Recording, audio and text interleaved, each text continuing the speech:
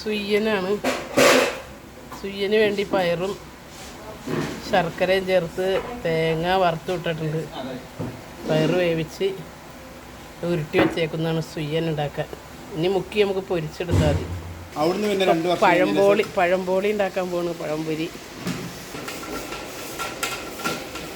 ഏത്തപ്പഴം അരിഞ്ഞ് ഒഴി കളഞ്ഞ് അരിഞ്ഞെടുത്തുകൊണ്ടിരിക്കുന്നു. പഴം നീളത്തിൽ കനം കുറച്ച് അരിഞ്ഞെടുത്തിട്ടുണ്ട്. ഏത്തപ്പഴം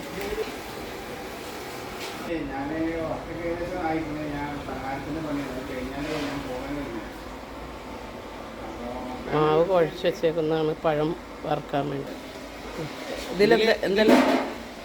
എന്തൊക്കെ ചേരുവ ചേർത്തിട്ടുണ്ട്? ഇതിൽ മൈദ, അരിപ്പൊടി, പിന്നെ ഇച്ചിരി പുളിപ്പിന് ആപ്പക്കാരം, പിന്നെ പഞ്ചസാര ഇത്ര ചേർത്ത് നേരത്തെ ഒരു അരമണിക്കൂർ മുമ്പ് കുഴച്ച് വെച്ചിരിക്കുന്നതാണ്. ഇതാണ് പഴം വറുക്കാനുള്ള മാവ്. പഴം വറുക്കാൻ ചട്ടി വെച്ച് വെളിച്ചെണ്ണ ഒഴിച്ചിട്ടുണ്ട്. വെളിച്ചെണ്ണ ചൂടായിട്ടുണ്ട് പഴം വറുക്കാനും.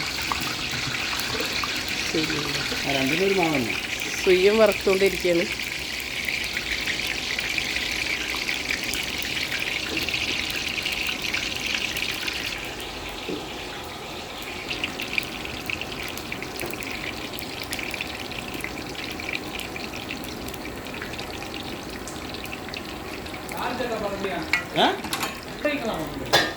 സുയ്യൻ ഒരു സൈഡിന് മറിച്ചിട്ടുണ്ട്.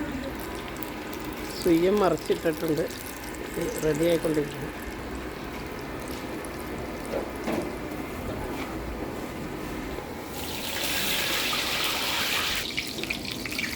പഴം വറുത്തുകൊണ്ടിരിക്കുന്നു.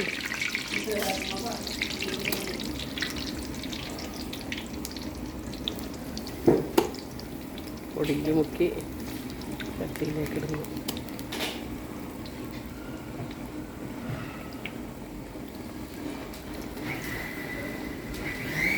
മാവ് നന്നായിട്ട് പൊങ്ങിയിട്ടുണ്ട്. അതുകൊണ്ടാണ് പഴം നന്നായിട്ട് പൊങ്ങി വരുന്നുണ്ട്.